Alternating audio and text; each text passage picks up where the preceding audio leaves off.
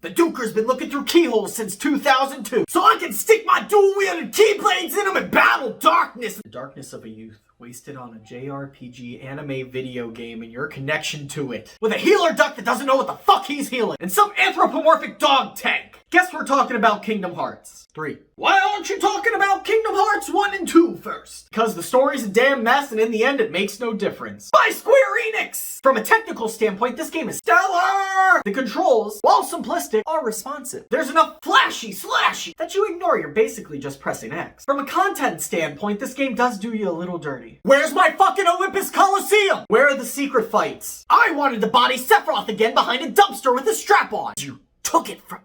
But that story. So this is the close to a 17-year story spread across 3 different video game systems. Every entry is crucial to understanding the story. So unless you have a grudge against the sun like Night-style Kevin, you're already behind. But not to worry, 3 months before the game drops, they're gonna release all 10 games, all requiring a minimum of 25 hours for you to play to catch up on this story. So far. All this for Kingdom Hearts, and all together, class, 3. If you need a litany of companion pieces for the 3rd main game in your series to make any sense, your story doesn't work. And oh boy, does it not. Sora goes to a Disney World, helps the movie tie-in, gets harassed by the Organization 13 members that you've already defeated in a previous game, fight a heartless boss. Rinse and repeat 7 or so times. This is the part where the writers did some crank, got naked, and threw the script out the window. On top of nonsensical time travel, you have characters dying and coming back to no consequence, thus removing any emotional connection to what's transpiring. If the finality of death doesn't matter, nothing does. You bumblefuck through these time resets and these boss fights until your waifu dies. But this one is final, as I guess somebody used a certain keyblade? Nope, they rescued her off screen. And now Sora's dead, unless you buy the DLC. Which I can't, because Billy Double Standard still has my copy of the game. How's that for a Diamond Dust stick down? This metaphysical fisting is an entire turnoff, just like getting my knees shattered in a Trash Johnson hit and run kills my sex drive for that particular hour.